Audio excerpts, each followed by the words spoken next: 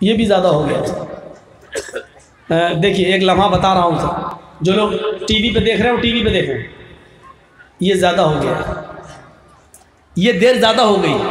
फिर से देखिएगा, यानी मेरी उंगली जब अंगूठे पर आए तब देखिएगा, ये भी ज़्यादा हो गया।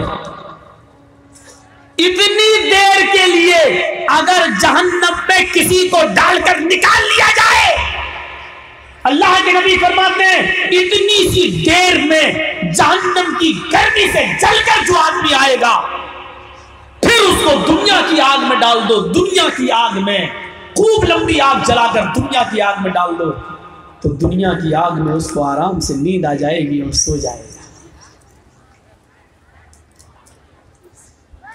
समझ रहे हैं आप जहन्नम की आग? ऐसे करके निकाल लिया। इतनी देर में उसने जो तकलीफ महसूस कर ली, जिंदा है लेकिन इतनी तकलीफ महसूस कर ली कि अगर इस आदमी को अब दुनिया की आग में डाल दो तो इसको दुनिया की आग में ऐसा लगेगा जैसे हम गर्म एसी में सो रहे हैं या हीटर के पास बैठकर ताप रहे हैं, और सर्दियों में हीटर जला के हम सो रहे हैं, आराम से नींद आ जाएगी। उस जहन्नम से बचने के या अय्युहन नबी इन्ना अरसलनाका शाहिदन व मुबश्शिरन व नज़ीरा व दाइयन इलल्लाहि बिइज़्निही, और हमने अल्लाह की तरफ दावत देने वाला बनाकर भेजा। मौलवी जर्जीस की तकरीर तो कभी सियासी हो सकती है, कभी राजनीति हो सकती है, कभी मोदी जी का नाम आ सकता है तो कभी अमित शाह जी का नाम आ सकता है, कभी योगी जी का नाम आ सकता है। मौलवी जर्जीस की तकरीर अल्लाह की दावत से हटकर दूसरी तरफ जा सकती है, लेकिन मोहम्मदुर रसूलुल्लाह की दावत और तबलीग कभी अल्लाह की तरफ से हटी ही नहीं है। गौर करो, खाना खाने बैठे तो बिस्मिल्लाह, अल्लाह का नाम, खाना खा के फारिग हुए तो अल्हम्दुलिल्लाह, अल्लाह का नाम, घर में दाखिल हो रहे हैं अस्सलामु अलैकुम व रहमतुल्लाह, अल्लाह का नाम, घर से निकल रहे हैं बिस्मिल्लाहि तवक्कलतु अलल्लाह, अल्लाह का नाम, ऊपर छत पे या पहाड़ी पे चढ़ रहे हैं तो अल्लाहु अकबर, नीचे उतर रहे हैं तो सुभान अल्लाह, अल्लाह का नाम, वुजू बना रहे हैं तो बिस्मिल्लाह, अल्लाह का नाम, और वुजू बनाकर फारिग हुए तो अशहदु अल्ला इलाहा इल्लल्लाह, अल्लाह का नाम। सोकर उठ रहे हैं, नींद खुली, सुबह उठ रहे हैं, अल्हम्दुलिल्लाहिल्लज़ी अहयाना बाद मा मातना, अल्लाह का नाम, बिस्तर पर सोने जा रहे हैं तो अल्लाहुम्मा बिस्मिका अमूतु व अहया, अल्लाह का नाम, छींक आ रही है तो अल्हम्दुलिल्लाह, आपके पास बैठा हुआ आदमी छींक रहा है और उसकी जबान से निकल रहा है अल्हम्दुलिल्लाह, तो नबी अकरम उसकी जवाब में कह रहे हैं यरहमुकल्लाह, अल्लाह का नाम। पूरी जिंदगी अल्लाह की दावत। पहली वही जब नाजिल हुई तो ये वही उतरी, इक़रा बिस्मि रब्बिकल्लज़ी खलक़, आए नबी पढ़ो से रब के नाम से जिसने पैदा किया। यहां से नबी की पूरी जिंदगी दावत में गुजर जाती है, अल्लाह का नाम ले रहे हैं। उकास का मेला लगा हुआ है मक्के के अंदर, पूरे अरब से बाजार के लिए दुकानें आई हैं, अरब के एक एक कबीले से, एक एक शहर से लोग आए हुए अपनी दुकानें लेकर। वहां अल्लाह के नबी को पता चला कि मक्के में सालाना मेला लगता है। आप वहां पहुंच गए और लोगों को दावत देने लगे, एक अल्लाह की इबादत की तरफ आओ, एक अल्लाह की तरफ। इतना मारा काफिरों ने, इतना मारा कि सर फट गया, जमीन पर बेहोश होकर गिर गए। एक शख्स था भागता हुआ गया, 4 साल की फातिमा से कहने लगा, आपकी बेटी उस वक्त 4 साल की थी, फातिमा से कहने लगा, बेटी तुम यहाँ मिट्टी से खेल रही हो और तुम्हारे बाप को, तुम्हारे अब्बू को मक्के में बाजार में उकास मेले में इतना मारा कि वो बेहोश है। 4 साल की बच्ची दौड़ती हुई जाती है और अपने अब्बू के पास जाकर बैठ जाती है। बेहोश पड़े हैं बाप, उनकी पेशानी पर, माथे पर खून लगा हुआ है। हजरत फातिमा के आंखों में आंसू आ दुपट्टा उतारा। मेरी बहनों सुनो और मेरी कौम की बेटियों सुनो, 4 साल की बच्ची है और अपने सर से दुपट्टा उतार रही है, अपने सर से ओढ़नी, जबकि पर्दा फर्ज नहीं हुआ भी फिर भी ओढ़नी उतार रही है। क्या जवाब दोगी मेरी माओ, मेरी बेटियों, मेरी बहनों?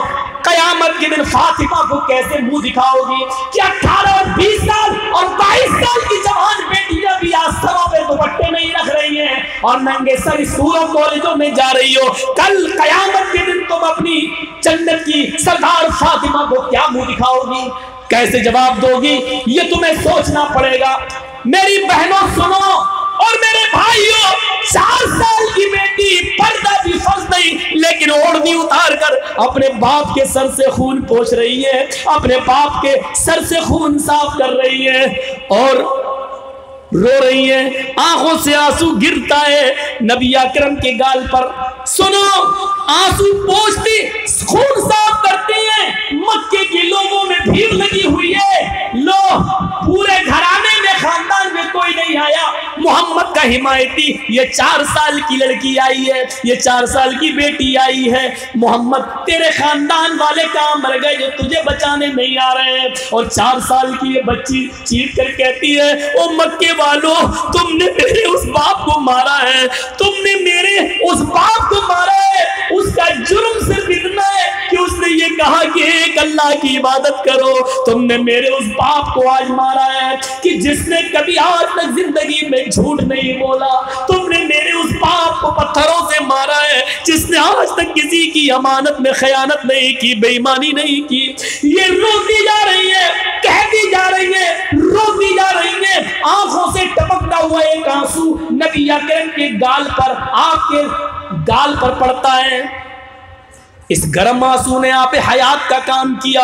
नबी अकरम की आंखें खुल गई, आपने अपनी बेटी की आंखों में आंसू देखे और अपनी बेटी फातिमा को अपने करीब देखा तो आपको कुव्वत मिल गई। आपने अपनी बेटी की आंखों में आंसू देखे तो अपनी तकलीफ भूल गए और फरमाया, वो कौम कैसे नजात पाएगी जो मोहम्मद की बेटी को रुलाती हो?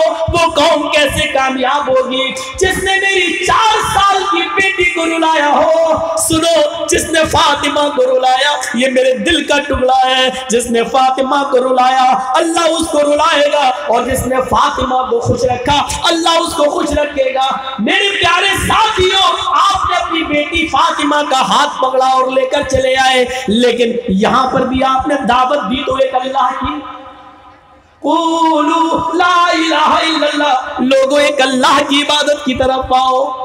ये दावत थी, आप लोग सुन सकते हो, इसके खिलाफ नहीं हुई, उसके खिलाफ नहीं हुई, लेकिन नबी अकरम गैरों को भी दावत दे रहे हैं तो एक अल्लाह की तरफ दावत दे रहे हैं, एक अल्लाह की तरफ बुला रहे हैं। सुनो, सुनने का शौक है तो कलेजा संभालो। नबी अकरम के पास कुछ लोग दूर से आए हैं और बैठे हुए हैं, और बैठकर आप उनको इस्लाम की दावत दे रहे हैं। वो अभी काफिर है, गैर मुस्लिम है, बैठे हुए और नबी अकरम सल्लल्लाहु अलैहि वसल्लम को के पास वो काफिर बैठे हैं, आप उनको दावत दे रहे हैं। इतने में हजरत ज़ैनब के पास से खबर आती है। कितना बताऊं, ज़ैनब नबी की बेटी है, बड़ी बेटी है। ज़ैनब के पास से खबर आती है, आपकी नवासी यानी मेरी बेटी, आपकी नातन नवासी यानी मेरी बेटी बहुत बुरी कंडीशन में बीमार है, आप जल्दी देखने आइए। जो आदमी खबर लेकर गया, अल्लाह के नबी ने फरमाया, ज़ैनब की बेटी यानी मेरी नवासी, मेरी नातन की तबीयत खराब है क्या? हाँ। फरमाया, मेरी बेटी से कह दो, इन्ना, मेरी बेटी से कह दो कि बेशक लिल्लाहि मा अता, अल्लाह ने जो कुछ भी दिया वो अल्लाह ही का है, और अगर वो चली जाती है तो वो भी अल्लाह की अमानत है। मेरे पास कुछ लोग आए हैं जो इस्लाम की दावत सुनने आए, मैं इनको दावत दे रहा हूँ, अभी नहीं आ सकता। वो चले गए और ज़ैनब से कह दिया, कुछ लोगों में बिजी हैं, बाहर से आया है वफद, आप उनको इस्लाम की दावत दे रहे हैं। हज़रत ज़ैनब ने दोबारा भेजा, मेरे बाप से, अब्बू से, मोहम्मद रसूलुल्लाह से कहना, आपकी बेटी ने आपको अल्लाह का वास्ता दिया है, जिस हाल में उसी हाल में उठ के चले आइए। मेरी बेटी मेरी बेटी ने अपनी नवासी को गोद में ले लीजिए और उस पर दम कर दीजिए, शायद आपकी दुआ से मेरी बेटी की जान बच जाए। अल्लाह सुन ले। अल्लाह के नबी को जब कसम दी गई तो आपने साहब जो लोग बाहर से आए आपने उनसे कहा मेरी बेटी कभी इतनी परेशान नहीं हुई जितनी आज है, अब तुम यहीं बैठो। इंतजाम कर दिया उनके खाने पीने रहने का और आपने चंद सहाबा को लिया और उनके साथ चले गए। और सुनो, ज़ैनब के कमरे में दस्तक दी। मोहल्ले की 15-20 औरतें पहले ही से बैठी हुई थी, घरेलू लोग मौजूद थे, चंद लोग। कमरा इतना बड़ा नहीं था, हुजरा इतना बड़ा नहीं था। हजरत ज़ैनब, किसी ने दरवाजा खोला, ज़ैनब अपनी चारपाई पर बेटी को लेकर बैठी हुई है और जैसे अल्लाह के रसूल सल्लल्लाहु अलैहि वसल्लम घर में घुसते हैं, ज़ैनब अपनी बेटी को लेकर आगे बढ़ती है। अल्लाह के नबी मेरी बेटी को अपनी गोद में लेके दम कर दो, मेरी बेटी देखिए क्या करने के आलम में। नबी अकरम सल्लल्लाहु अलैहि वसल्लम ने देखा ज़ैनब की बेटी मेरी नातन सिसकियां ले रही है, सांसें चल रही हैं। आपने उसको अपनी गोद में लिया। शायद नबी अकरम की नातन अपने नाना की गोद का इंतजार कर रही थी, शायद अपने नाना की गोद का इंतजार कर रही थी। जैसे ही नबी अकरम की ये नातन ज़ैनब की बेटी मोहम्मद रसूलुल्लाह की गोद में आई, अल्लाह की यही मसलियत मर्जी थी, उस नातन का इंतकाल हो जाता है। ज़ैनब की बेटी दम तोड़ देती है, ज़ैनब की बेटी की रूह निकल जाती है, नातन की रूह निकली, ज़ैनब की आंखों में आंसू आ गए। और उस वक्त जितनी औरतें वहां बैठी थी, ज़ैनब को देखकर सारी औरतें रोने लगी। जितने मर्द थे उन सब की आंखों में आंसू हुए, लेकिन मोहम्मद रसूलुल्लाह ऐसे नाजुक मोड़ पर भी अल्लाह की दावत दे रहे हैं और आपकी ज़बान से जुमला निकलता है, इन्ना लिल्लाहि व इन्ना इलैहि राजिऊन। ज़ैनब गम की जरूरत नहीं है, हम सब अल्लाह ही की अमानत है, अल्लाह ही के पास से आए हैं। व इन्ना इलैहि राजिऊन, और हम सबको अल्लाह ही की तरफ जाना है, हम सबको अल्लाह ही की तरफ लौट कर जाना है। सारे लोग रो रहे हैं और मोहम्मद रसूलुल्लाह सल्लल्लाहु अलैहि वसल्लम लोगों को बैठे हुए मजमे पर अपनी बेटी को अल्लाह की दावत दे रहे हैं। दाइयन इलल्लाह, अल्लाह की तरफ बुलाने वाला। ऐसे नाजुक मोड़ पर बड़े बड़े का कलेजा छलनी हो जाता है, लेकिन नबी अकरम सब्र का माना समझा रहे हैं, बता रहे हैं देखो ऐसे मौके पर चीख कर नहीं रोना है, चिल्लाना नहीं है, बाबेला नहीं बचाना है, मातम नहीं करना है, नौहा नहीं करना है, गरीबान चाक नहीं करना है। क्यों? अगर तुमने ऐसा किया तो तुम्हारी ये बेटी कयामत के दिन तुम्हारी नजात का जरिया नहीं बनेगी। अल्लाह की दावत, मोड़ कोई सा भी हो, दावत अल्लाह की तरफ। अपने सामने, ये तो नबी की नवासी थी, अपने सामने भी मौत को देख रहे हैं, फिर भी अल्लाह की दावत। वो सुना, छोटे छोटे बच्चे सुनाते हैं, लौटे एक जंग से, एक घने जंगल से गुजरे, साहबा कई रातों के थके हुए थे जंग में लड़ते लड़ते। कहा अल्लाह के रसूल थोड़ा सा आराम कर लेते हैं। कहा ठीक है कर लो। सबने सायादार दरख्त देखा, छायादार, लेट गए। अल्लाह के रसूल भी कहीं दूर चले गए और आपने अपनी तलवार एक पेड़ से दरख्त से लटका दी और आप भी आराम से सो गए। जैसे ही सोए, उसी जंगल में एक देहाती, एक अरबी, एक काफिर बदवी चला आया। उसने देखा है मोहम्मद की तलवार, नीचे मोहम्मद, 100 ऊँट का इनाम, मोहम्मद को जिंदा मुर्दा लाने पर। ये तो बड़ा अच्छा मौका है, सारे सहाबा सो रहे हैं, क्यों ना तलवार उठाऊं और मोहम्मद की तलवार से मोहम्मद को खत्म कर दूं। वो दरख्त पे चढ़ा, पेड़ पे चढ़ा, उसने फौरन तलवार उठाई, उतारी, कूद गया, लेकिन जमीन पर जब छलांग लगाई तो नबी अकरम उसके पैरों की धमक से उठ गए। वो आगे बढ़ रहा है, नबी अकरम खड़े हो गए। उसको आने में थोड़ा वक्त लगेगा, 20-25 कदम की दूरी है, आप भाग भी सकते थे। साहबा को चीख कर एक आदमी आया, मुझे मारना, लेकिन आप न तो चीखे, न साहबा को जगाया, न दौड़े, बल्कि सामने जो आ रहा है उसका इस्तेमाल कर रहे हैं। आपके हाथ में कुछ नहीं, दुश्मन के हाथ में तलवार। करीब आया, उसने तलवार उठा भी ली। मैं यासिमुका मिन्नी या मोहम्मद, सवाल करता है बुखारी के अल्फाज, है मोहम्मद बताओ आज तुझे मेरे हाथ से कौन बचाएगा? बोल, कौन बचाएगा? नबी अकरम ने जवाब दिया, अल्लाह। मौत सामने, दुश्मन तलवार लेके खड़ा, तलवार उठा भी ली, ना भाग रहे हैं ना चीख रहे हैं। दुश्मन कह रहा बता कौन बचाएगा? उस मारने वाले दुश्मन को दावत दे रहे हैं तो कौन? मोहम्मद रसूलुल्लाह। और दावत भी किसकी? बचाने वाला भी अल्लाह, और मैं दावत भी दे रहा हूं वही जो पावरफुल है। कौन बचाएगा? अल्लाह। अल्लाह कहना था, उसके हाथ से तलवार गिर गई। जब गिरी तो आपने उठा ली। देखा, करवट बदलने में टाइम नहीं लगती। आज भारत के जो हालात है ना, सब्र करो भाइयों। इस वक्त सब्र सबसे बड़ा हथियार है। 5 वक्त नमाज पढ़ते हो ना, जहरी नमाजों में जिनमें तिलावत की जाती है, आप कुनूत नाज़िला पढ़िए।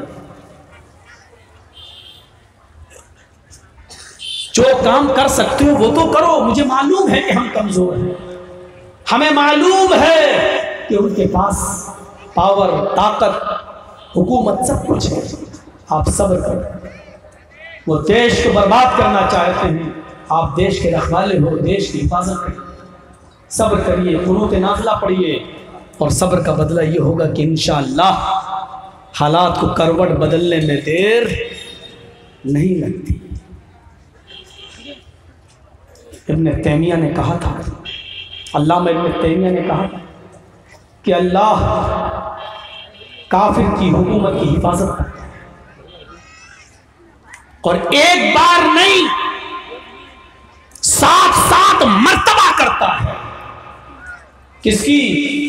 मुसलमान की नहीं। अल्लामा इब्न तैमिया ने क्या कहा? अल्लाह काफिर की हिफाजत करता है, काफिरों की हुकूमत की हिफाजत करता है, और एक बार नहीं 7 बार करता है। मगर कब तक? जब तक वो काफिर हुकूमत सब लोगों के साथ अदल, इंसाफ और न्याय करती है तो अल्लाह उसकी हिफाजत करता है।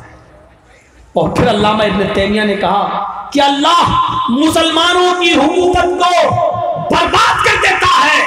कब? जब मुसलमान हाकिम जब जुल्म और बर्बरियत करने लगता है और जालिम बन जाता है, अदल और इंसाफ छोड़ देता है, तो अल्लाह मुसलमान हाकिमों की हुकूमत को बर्बाद कर देता है। यानी अल्लाह को इस बात की परवाह नहीं है कि हुकूमत कौन कर रहा है। हुकूमत कोई भी करे, वो काफिरों की हुकूमत की भी हिफाजत करेगा, लेकिन कब तक? जब तक उसकी हुकूमत में अदल होगा, इंसाफ होगा, न्याय होगा, सबको बराबर की नज़र से देखा जाएगा। अल्लाह काफिरों की हुकूमत को भी महफूज करेगा, अल्लाह उनसे भी अच्छा काम लेगा। लेकिन अल्लाह मुसलमानों की हुकूमत को भी बाकी नहीं रखता अगर मुसलमान जालिम बन जाए। हज्जाज इब्न यूसुफ ये मुसलमानों का हाकिम गुजरा है ना, मुसलमानों का कितना बड़ा जालिम गुजरा है, कितना बड़ा जालिम था। अब्दुल्ला इब्ने जुबैर जैसे सहाबी को कत्ल कर दिया था। अब्दुल्ला इब्ने जुबैर जैसे सहाबी को अबू बकर की बेटी आयशा की बहन अस्मा के बेटे,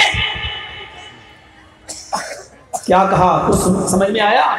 अबू बकर की बेटी कौन? आयशा और अस्मा। अस्मा आयशा की बहन, आयशा अस्मा की बहन, अस्मा नबी अकरम की साली। आयशा से शादी हुई नबी की, तो आयशा की बहन नबी की साली। नबी की साली अस्मा के पेट से पैदा होने वाला बेटा अब्दुल्ला, जिसके बाप का नाम जुबैर, और अस्मा वो औरत, वो साली नबी की जिसने मदीने में जाने के बाद हिजरत की। जिन सहाबा ने और साहबियात ने मदीना में जाकर हिजरत की, उनमें सबसे पहले मुहाजिरीन में जिस औरत ने सबसे पहले बेटा पैदा किया वो हज़रत अस्मा थी। अस्मा, अस्मा का बेटा अब्दुल्ला। लेकिन हज्जाज इब्न यूसुफ ने इस जुबैर, अब्दुल्ला इब्न जुबैर को भी कत्ल कर दिया। इतना जालिम, लाशें बिछा दी थी, जुल्म और बर्बरियत के सारे मामले, सारी हदत हजरत हसन बसरी ने और आता इब्ने रबाह ने कहा था कि लोगों, हज्जाज इब्ने यूसुफ के लिए हम बद्दुआ नहीं कर सकते। सहाबा को कत्ल कर रहा है लेकिन बद्दुआ नहीं कर सकते। क्यों? उन्होंने कहा कि हज्जाज इब्ने यूसुफ ने एक अच्छा काम भी किया है। कहा क्या?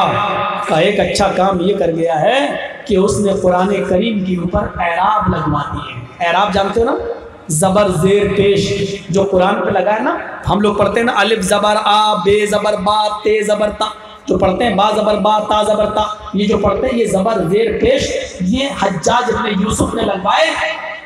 हज्जाज जिसकी वजह से आज हम लोग सब अनपढ़ मौलवी और जाहिल सब लोग कुरान पढ़ लेता है सही तलफ़ुज़ के साथ। तो मेरे भाई ने हज्जाज ने लगवाए।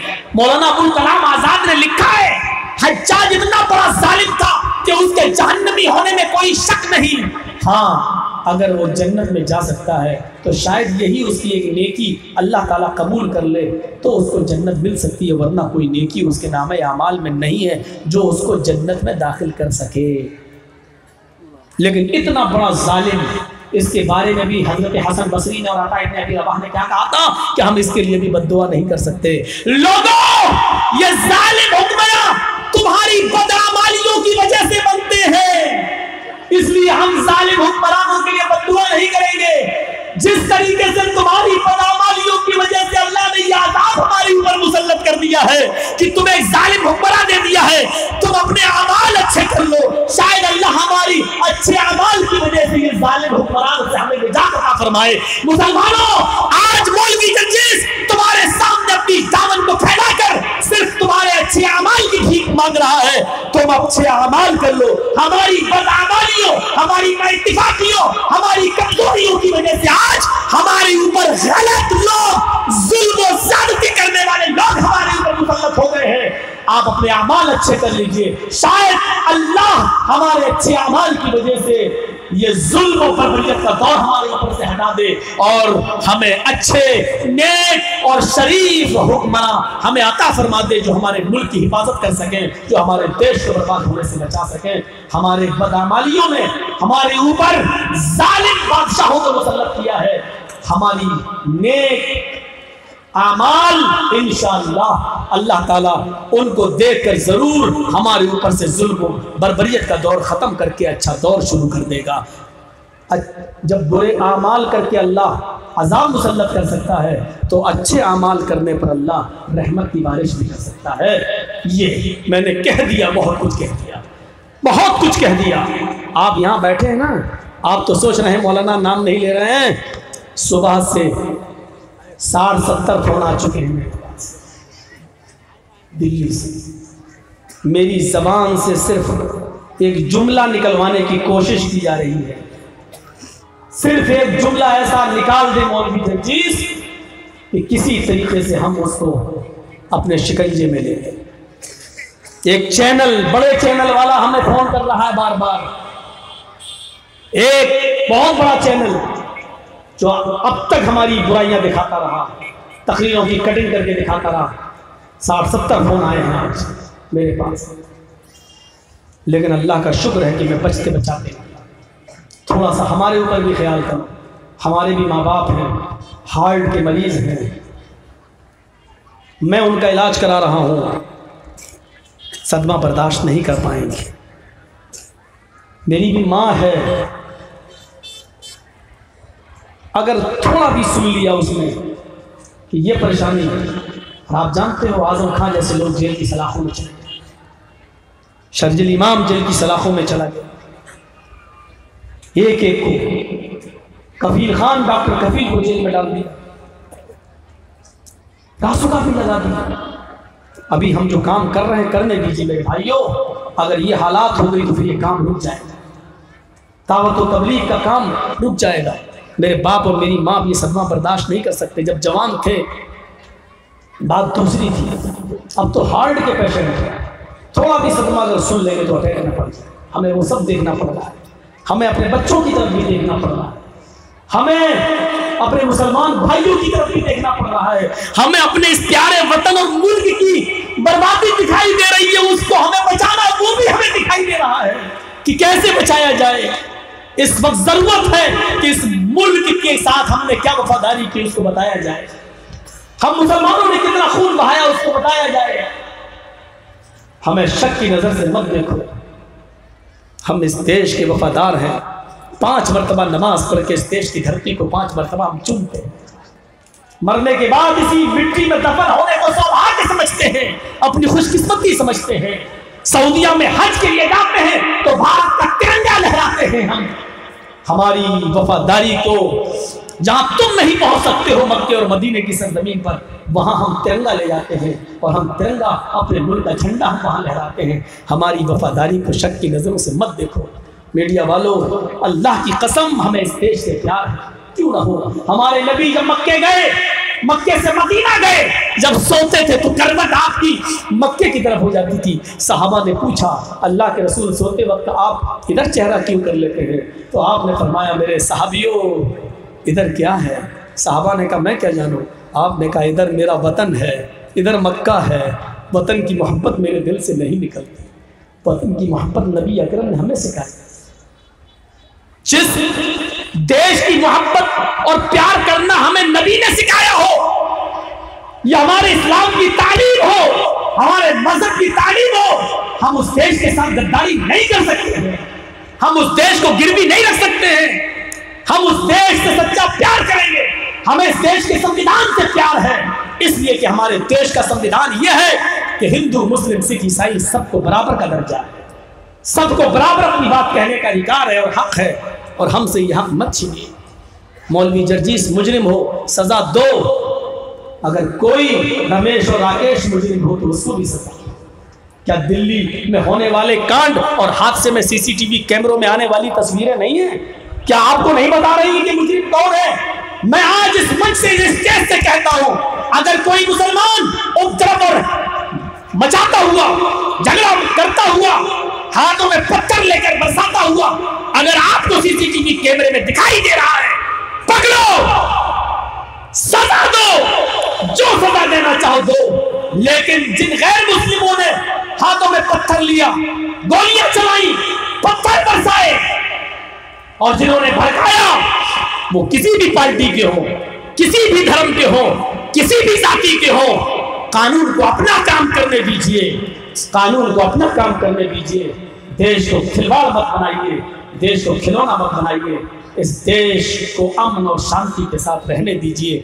देश की बहुत बदनामी हो रही है विदेशों में। हमारे देश को दुआ करो अल्लाह से कि अल्लाह सोने की चिड़िया बना दे। हमारे देश को, जमहूरियत को, सेकुलरिज्म को पूरी दुनिया कहती थी कि इंडिया, और भारत में जो सेकुलरिज्म में पूरी दुनिया में नहीं है। इतना बेहतर, इतना अच्छा हमारा मुल्क भारत, सबको अपनी बात कहने का पूरा हक और अधिकार। लेकिन मेरे भाइयों, दीमक की तरह चाटने वाले पैदा हो गए हैं, एक तरफ अखंडता को खराब करना चाहते हैं। अल्लाह से मेरे भाइयों, आपको मैं निमंत्रण देता हूं, दावत देता हूं, अगर आपको कोई हिंदू भाई ऐसा दिखाई दे जो आपके यहाँ मजमे में घुस जाए, जय श्री राम के नारे लगाए और भड़काना चाहे, आप किसी तरीके से उसको अपने शिकंजे में लेकर, सीने से लगाकर, अपने घर में ले जाकर, खाना पानी खिलाकर, चाय पिलाकर, सुकून के साथ, बगैर मारे और पीटे हुए, बगैर दहशत फैलाए हुए, क्योंकि वो हमारा भाई है। किसी ने बहका दिया है, किसी के जज्बात में आ गया है, किसी ने उसको उकसा दिया है। रामचंद्र जी का नारा लगा रहा है। राम तो किसी को थप्पड़ भी मारने की इजाजत नहीं देते थे, बेजा थप्पड़ भी मारने की परमिशन नहीं देते थे, नाजायज एक चांटा भी मारने की इजाजत नहीं देते थे। ये राम का भक्त नहीं है, इसने राम के नाम पर इसको बहकाया गया है। उसको पकड़िए, उसको लाइए, खिलाइए और फिर कानून को अपने हाथ में आप मत लीजिए और प्यार से उसको पुलिस वालों के हवाले कर दीजिए। साहब, हमने इसको पकड़ा है, ये ना समझ था, अब कानून को अपना काम करने दीजिए। और हिंदू भाइयों से मैं गुजारिश करता हूँ कि अगर कोई मुसलमान जिहाद जिहाद का नारा लगाए, नारे तकबीर लगाए, समझ लो कि वो इस्लाम का दुश्मन है, वो इस्लाम को कलंकित कर रहा है। अगर वो मार रहा है तो आप उसको पकड़िए, उसको अपने घर ले जाइए और प्यार से उसको पुलिस वालों के हवाले कर दीजिए और कानून को अपना काम करने दीजिए। और इसको इस्लाम और हिंदू से मत जोड़ो।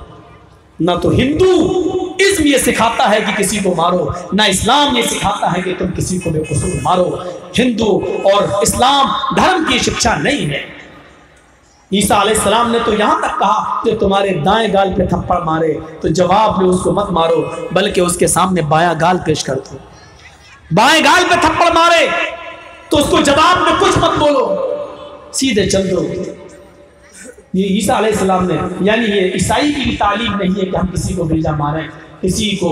और जैन धर्म के अंदर तो अहिंसा इतनी बुरी चीज है, हिंसा इतनी बुरी चीज है कि वो तो बेचारे जमीन पर पैदल चलते हैं, चप्पल भी नहीं पहनते हमारे जैनी भाई। और उनके गुरु कि कहीं मेरे पैरों से चप्पल से कोई चींटी न मर जाए। वो कुर्सी पर भी इसलिए नहीं बैठेंगे तो उस कुर्सी को पहले झाड़ू से झाड़ लेते हैं, पोंछे से झाड़ लेते हैं, ताकि कोई जरासीम कोई कीटाणु ना हो और वो हमारे बैठने से मर न जाए। वो एक शाम को सूरज डूबने से पहले खाना खा लेते हैं, क्योंकि सूरज डूबने के बाद अक्सर घरों में चिराग या लाइट जलते हैं तो पतंगे आते हैं, कोई परवाना खाने में गिर के मर न जाए। उनके यहाँ तो हिंसा इतनी बुरी चीज़ है कि वो एक कीड़े और मकोड़े तक की हिंसा को जायज़ नहीं, फिर इंसान की हिंसा को कैसे बर्दाश्त कर सकते हैं। हमें और आपको गौर करना पड़ेगा। हिंदू धर्म की तालीम नहीं है, ये रामचंद्र जी ने नहीं सिखाया कि किसी को नाजायज थप्पड़ मारो। इस्लाम ने नहीं सिखाया कि अल्लाह अकबर का नारा लगाकर तुम किसी को मारो। इस्लाम ने कहा मन कतला नफ्सन फकअन्नमा कतला अन्नास जमीआ, जिसने किसी एक इंसान को मारा, एक मनुष्य को मारा, वो एक मनुष्य को नहीं पूरे विश्व की मानवता को, पूरी इंसानियत का कातिल है, पूरे मनुष्य का, पूरी इंसानियत का वो कत्ल कर रहा है। ये इस्लाम ने सिखलाया। जैन धर्म ने बताया कि एक कीड़ा भी नहीं मरना चाहिए। इस हिसाब से जमीन पर चलो कि तुम्हारे पैरों से चींटी भी नहीं मरनी चाहिए। ईसा मसीह ने हमें सिखाया कि जो दाएं गाल पे थप्पड़ मारो उसको बायां गाल पेश कर दो, बदला ना लो। ये किसी धर्म की तालीम नहीं है, किसी भी धर्म की शिक्षा नहीं है कि हम किसी को मारे। मुसलमान इस्लाम को बदनाम कर रहे हैं, हमारे हिंदू भाई हिंदू धर्म को बदनाम कर रहे हैं। लेकिन मैं डंके की चोट पर कह सकता हूं, अल्लाह की कसम खाकर, हिंदू धर्म के अंदर हिंसा नहीं बताई गई है, इस्लाम धर्म के अंदर हिंसा का रास्ता नहीं बताया गया है, सिख धर्म और जैनी धर्म के अंदर हिंसा नहीं, ईसाई धर्म के अंदर हिंसा नहीं। हम खराब हैं, धर्म हमारा खराब नहीं है, हमें अपने आप को बदलना पड़ेगा। मुसलमान अपने इस्लाम की रोशनी में अपने आप को बदलें, हिंदू भाई अपने वेद और पुराणों की रोशनी में अपने आप को बदलें, कृष्ण जी की और रामचंद्र जी की शिक्षा की रोशनी में अपने आप को बदलें, हमारे ईसाई भाई जीसस ईसा मसीह की तालीमात में अपने आप को बदलें, हमारे सिख भाई गुरु नानक के गुरु ग्रंथ को पढ़ के अपने आप को चेंज करें और मानवता और इंसानियत का पैगाम और सब्जेक्ट लोगों को पढ़ाएं। हमारे जैनी भाई महावीर जी की शिक्षा को आम करें और बताएं कि हमारे यहाँ हिंसा कितनी बुरी चीज है, और फिर देखो कि देश में प्यार क्या होता है और देश की एकता और अखंडता किस तरीके से होती है। लेकिन कुछ लोग जो कुर्सी पर बैठे हुए हैं वो नहीं चाहते कि हम लोग एक प्लेटफार्म पे आए, हम लोग भाई भाई बनकर रहें। क्यों? उनकी कुर्सी टिकी उसी पर है। जब तक लाशों पर उनकी कुर्सी का स्टेज नहीं सजाया जाएगा, उनको कुर्सी नहीं मिल सकती है। दिल्ली के चुनाव से पहले माहौल को कितना खराब करने की कोशिश की गई थी, लेकिन समझदार हो गए हैं लोग समझदार हो गए हैं। हम अल्लाह से दुआ करते हैं कि अल्लाह हमारे हिंदू भाई, मुसलमान भाई, ईसाई, सिख, जितने भी धर्म के लोग इस भारत में रहते हैं, अल्लाह उनको यही समझदारी से इबरत हासिल करने की तौफीक अता फरमाए, समझदारी से काम लेने की तौफीक अता फरमाए और इसी तरीके की समझदारी दिखाने की तौफीक अता फरमाए। जो लोग बरगला रहे हैं और हम इब्ने तैमिया के इस कौल के बावजूद भी इस देश की मोहब्बत में ये दुआ करेंगे, हम करना है। आय अल्लाह, और आपको हमारी इस दुआ पर आमीन कहना है। आय अल्लाह, बारे इलाह, आए मेरे परवरदिगार, हाय ईश्वर, हाय प्रभु, हाय मेरे रब, जो भी हमारे इस देश की एकता और अखंडता हिंदू और मुसलमान, सिख और ईसाई को लड़ाना चाहता है, और उनके दरमियान एकता और भाईचारे को खत्म करना चाहता है। आय अल्लाह तू उसको इस दुनिया से मिटा दे, आय अल्लाह तू उसको इस दुनिया से खत्म कर दे, आय अल्लाह तू उसको नष्ट कर दे, आय अल्लाह तू उसको बर्बाद कर दे, आय अल्लाह उसको जो हमारे भारत के इत्तेफाक को, हमारे देश हिंदुस्तान की एकता और अखंडता को खत्म कर रहा है, आय अल्लाह तू उसको ऐसी कुत्ते की मौत मार कि जो बाद में आने वाले लोगों के लिए इबरत बन जाए और बाद में आने वाले लोगों के लिए निशान इबरत बन जाए। देखे कौन चलाता है मेरे ऊपर मुकदमा इस दुआ पर, हम भी देखें कि कौन चलाता है मेरी इस दुआ पर मुकदमा मेरे ऊपर। हमने देश की एकता के लिए दुआ की है, हमने देश की अखंडता के लिए दुआ की है, हमने देश की मोहब्बत और भाईचारे को बरकरार रखने की दुआ की है। और हम ये भी कहते हैं कि अल्लाह अगर कोई मुसलमान हमारे भारत के एकता और अखंडता को खत्म कर रहा तो तू उसको भी बर्बाद कर दे।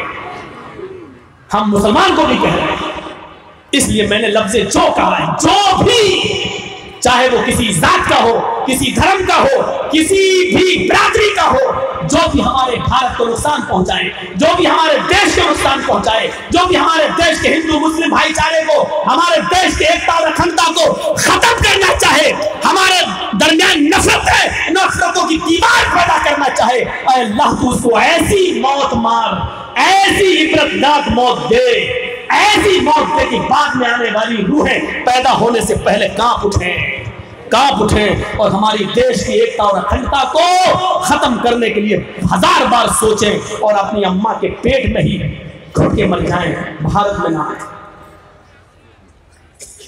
ये मैंने दुआ की है देश की एकता और अखंडता की। बहुत हो चुका है ड्रामा, बंद होना चाहिए। बहुत लड़ चुके हैं हम, क्या फायदा हुआ है? क्या समझते हैं कि दिल्ली के अंदर सिर्फ मुसलमान मरे हैं? दिल्ली के अंदर हिंदू भाई भी मरे हैं। दिल्ली के अंदर वो बेचारे कांस्टेबल भी मरा है, रतन लाल, किसके लिए मरा है? उस हिंदू कांस्टेबल ने किसके लिए जान दी है? वो क्या हिंदू को बचा रहा था, मुसलमान को बचा रहा था? नहीं, वो हमारे देश भारत को बचा रहा था, वो हमारे मुल्क को बचा रहा था, वो हमारे मुल्क की हिफाजत में लगा था। जिसने अपनी जान दी है, हम इसको इस चश्मे से देखें, ये न देखें कि उसको किसने मारा, वो किसके लिए आगे बढ़ा था, किसकी गोली उसको लगी, वो आगे बढ़ा, किसी की गोली लगी। वो हिंदू को नहीं बचा रहा था, वो मुसलमान को नहीं बचा रहा था, वो इस देश को बचा रहा था, वो इस धरती को बचा रहा था। जिसको तुम माँ कहते हो, वो माँ ये कैसे कबूल करेगी कि उसके ऊपर उसके लाल, उसके बेटे का खून उसके सीने पर टपका जाए, उसके सीने पर आए? माँ का कलेजा तो फट जाएगा, वो अपने लाल का, अपने सपूत का खून नहीं देख पाएगी। क्यों? जिसको तुम माँ कहते हो उसके दिल को रुलाते हो, उस माँ को सताते हो, और उस माँ के सामने ही, उसकी माँ के सीने पर तुम एक भारत के बेटे को लहूलुहान करके उसी जमीन, उसी माँ पर डाल देते हो। ये माँ कैसे बर्दाश्त कर सकती है अपने लाल, अपने सपूत और अपने बेटे का बलिदान? कैसे बर्दाश्त कर सकती है अपने बेटे का खून? हमें इस चश्मे से देखना चाहिए। मेरे प्यारे साथियों, ये बुनियादी चीजें थी। ये नबी अकरम थे जिन्होंने हमेशा दावत दी है, अल्लाह की तरफ बुलाया। अपनी बेटी को हाथ में ले रहे हैं तो अल्लाह, ताइफ में मारा गया, पत्थर सर फट गया, खून पैर पे गिरा, बेहोश हो गए। होश आया, फरिश्ते कह रहे हैं मोहम्मद सल्लल्लाहु अलैहि वसल्लम, मैं पहाड़ों का फरिश्ता हूँ। इन दोनों बस पहाड़ों के बीच में आज ताइफ वालों को हम पीस देते हैं, ना रहेगा बांस, ना बजेगी बांसुरी। आपने ताइफ वालों को भी दावत दी तो अल्लाह की, अल्लाहुम्मा हदी कौमी फ़इन्नहुम ला यअलमून। नहीं, इन्होंने मुझे मारा, मानने दो। ये नहीं मान लाएंगे, कोई बात नहीं। इनकी पुष्ट में, इनकी रीढ़ की हड्डी में, इनके नुत्फे से पैदा होने वाली नस्लें मेरे ऊपर जरूर ईमान लाएंगी, इनकी होने वाली औलादें मेरे ऊपर जरूर ईमान लाएंगी। देख रहे हैं आप, 8 दिन मुसलसल मक्के से मदीना जाने में लगे, ऊंट पर, घोड़ों पर सफर। 8 दिन हिजरत करके मक्के से मदीना, 8 दिन मुसलसल मक्के से मदीना जाने में लगे। थोड़ा सस्ताए फिर चले, फिर सस्ताए फिर चले, 8 दिन पहुंचे। 8 दिन का सफर मामूली सफर नहीं होता है। मौलाना जर्जीस की तरह एयर कंडीशन और प्लेन से का जमाना नहीं था कि आ गया और सफर कर लिया और तकरीर में कह दिया कि बीमार था, तबीयत खराब हो गई। 8 दिन सफर, मुसलसल सफर। मदीना थोड़ा सा दूर रह गया, चंद किलोमीटर। रास्ते में साहबा ने कहा थक गए, आपने कहा लेट जाओ। बेज़बान मखलूक, ऊंट, भेड़, बकरियां भी पैर फैला के लेट गई। ऊंट की जबान बाहर निकल आई, घोड़ों की जबान बाहर निकली, कांप रहे हैं, थक कर चूर हैं। साहबा अलग अलग जगह पर चादर बिछाकर सो रहे हैं, लेट गए हैं, कमर सीधी कर रहे हैं। लेकिन अचानक साहबा की नजर पड़ी, मोहम्मद रसूलुल्लाह कहीं एक ईंट किसी जमीन पर रख रहे हैं। साहबा उठकर नबी अकरम के पास जाते हैं, क्या देखते हैं अल्लाह के रसूल जमीन की खुदाई कर रहे हैं और वहां एक कच्ची ईंट ला के रखते हैं। पूछा, अल्लाह के रसूल हम लोग थके हैं, पैर खड़े नहीं हो रहे हैं, उठने की ताकत नहीं है, सुस्ताने के लिए हमने आपसे मोहलत मांगी है। बेज़बान मखलूक परेशान है, जबान बाहर निकाले हुए घोड़े और ऊंट तक भी उठने के लायक नहीं है, और आप यहाँ पर क्या कर रहे हैं? आपने फरमाया इस जगह पर मैं अल्लाह के घर की बुनियाद रख रहा हूँ, इस जगह पर एक मस्जिद की बुनियाद रख रहा हूँ। मैं इस ईंट को यहाँ पर गाड़ दिया है, यहाँ पर अल्लाह का एक घर बनाया जाएगा। मैंने ये फिजाएं देखी हैं, मैंने ये पहाड़ियाँ देखी हैं, इस पहाड़ियों से अल्लाहू अकबर की सदा गूंजेगी। क़यामत के दिन ये पहाड़ियाँ भी गवाही देंगी कि मैंने यहाँ पर भी तेरा कलमा बुलंद किया था। घोड़े ऊंट लंबे लंबे लेटे हैं, प्यास से ज़बानें बाहर निकल आई हैं। साहबा खड़े होने का नाम नहीं ले रहे हैं। मोहम्मद रसूलुल्लाह थके हैं, चूर हैं, लेकिन अल्लाह के घर की बुनियाद रख रहे हैं। आज भी जानते हो उस जगह पर जो मस्जिद बनी है, उस मस्जिद का नाम मस्जिद कुबा है। आज भी दुनिया उस मस्जिद को मस्जिद कुबा के नाम से जानती है। अल्लाह के रसूल ने फरमाया, जिसने हमारी इस मस्जिद के अंदर 2 रकात नमाज पढ़ी, अल्लाह ताला उसको एक उम्रे का सवाब देता है। गौर कीजिए, आपको अल्लाह की दावत की फिक्र है, लोगों के थकने की फिक्र नहीं है, बेज़बान मखलूक की फिक्र नहीं है। आपको फिक्र यह है कि ये पेड़ पौधे दरख्त भी अल्लाह की गवाही देने वाले हैं। ये थी दावत, हर वक्त अल्लाह की दावत, हर वक्त अल्लाह की दावत। यहां तक कि जब मरज़ुल मौत में आप मुब्तला हुए, आयशा की रान पर सोए हुए लेटे हैं, आवाज बंद हो चुकी है, होंठ हिल रहे, कान लगाए, तो आप कह रहे थे अकीमुस्सला, अकीमुस्सला। आयशा लोगों से कह देना कि मेरे बाद नमाज पढ़ते रहे, नमाज न छोड़े। औ मा मलकत ऐमानुकुम, अपने गुलामों का ख्याल रखे, जरूरत से ज्यादा उससे काम न ले, इतना बोझ उनके ऊपर न ला दे कि वो उठा ना सके। अगर कोई ज्यादा भारी और मजबूत काम कराना है और वो उसकी ताकत में नहीं है, तो उसकी काम में उसकी मदद करें।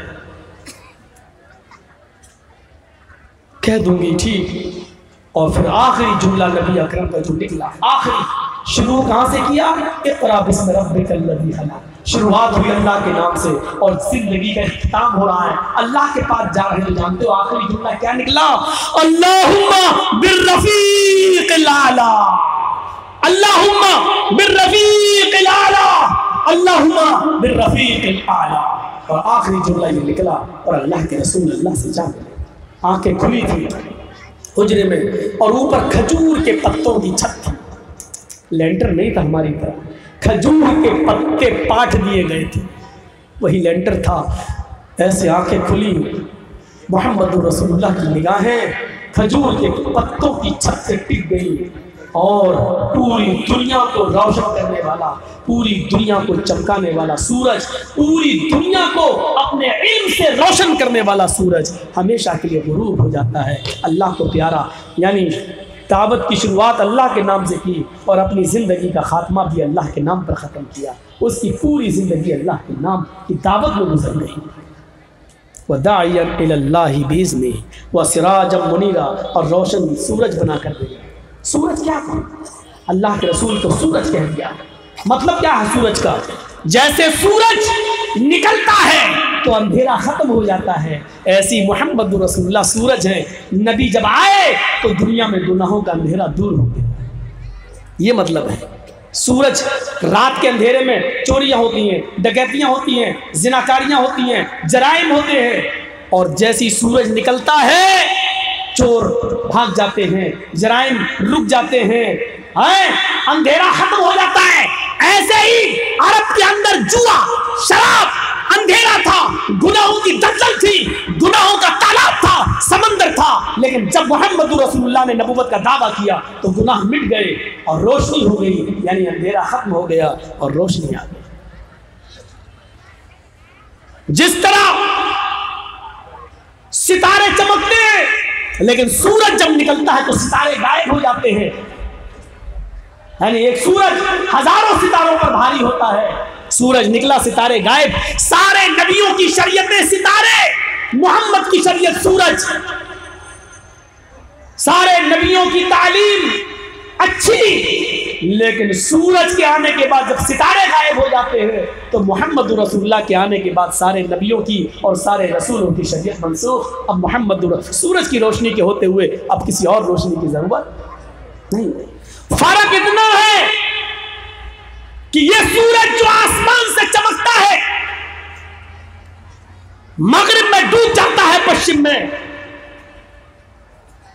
लेकिन मोहम्मद रसूलुल्लाह वो सूरज है जिनका जिक्र ना दिन में भी होता है और रात में भी होता है। ये सूरज ना दिन में डूबता है ना रात में डूबता है। इस सूरज की रोशनी दिन में भी होती है और रात में भी। देखिए इस वक्त रात के 12:30 बज चुके हैं, लेकिन उस सूरज की तालीमात इस रात के अंधेरे में भी मौलवी जर्जीस आप तक पहुंचा रहा है। ये उसी सूरज की रोशनी है। मेरे भाइयों जरा गौर कीजिए, ये सूरज न दिन में मुरझाता है न रात में डूबता है। इस सूरज को दिन और रात दोनों में यकसां चमकता हुआ नजर पाओगे, चमकता हुआ पाओगे। हजरत आयशा ने यही तो कहा था, ली शम्सुन वलिलाफाक़ि शम्सुन शम्सी खैरुम मिन शम्सिस समा। लोगो तुम्हारा सूरज अलग है, मेरा सूरज अलग है। तुम्हारा सूरज आसमान में है, हमारा सूरज मोहम्मद रसूलुल्लाह। शम्सी खैरुम मिन शम्सिस समा, तुम्हारा सूरज मेरे सूरज से अच्छा नहीं है, मेरा सूरज तुम्हारे सूरज से बेहतर है। शम्सुन्नासी तत्लू बाद फज्रिन शम्सी तत्लू बाद लिशा। लोगों तुम्हारा सूरज तो फजर के बाद पूरब से निकलता है और हमारा सूरज रात के अंधेरे में मुझे अपनी आगोश में लेता है, मुझे अपने दामन में लेता है, मुझे अपनी गोद में लेता है। ये मेरा सूरज है। हज़रत आयशा ने मोहम्मद रसूलुल्लाह को अपना सूरज कराया। मेरे भाइयों मुझे सफ़र करना है, निकलना भी है। कल हमारे कुछ देवबंदी भाइयों ने प्रोग्राम रखा है मिदनीपुर में, मुझे उधर भी जाना है बहुत दूर है और जुम्मे का खुतबा मुझे कलकत्ता में देना है। इसलिए 12:30 तक मैंने कहा था कि मैं आपका वक्त लूँगा। मैं तो पौन घंटे से बैठा हुआ था यहाँ पर, लेकिन मदरसे का या मस्जिद का काम चल रहा था तो मैंने इंटरफियर नहीं किया। मैं आपसे गुजारिश करता हूँ मेरे भाइयों, इस मस्जिद के लिए आप भी इतना सब कुछ सुनने के बाद भी दीन का काम कर लो, क्योंकि दीन के काम हमारी नेक अमल ही इंशाअल्लाह जुल्म व सितम का दौर ख़त्म करा सकते हैं, अल्लाह ने अगर पसंद कर लिया तो। आपसे गुजारिश है कि मैं 5 मिनट स्टेज पर बैठा हूँ, ओनली 5 मिनट आप मेरे हाथ में इस मस्जिद के लिए अगर कुछ देना चाहें तो दे दें। ये मोहब्बत होगी आपकी और मेरी बात आप कितनी रखते हैं ये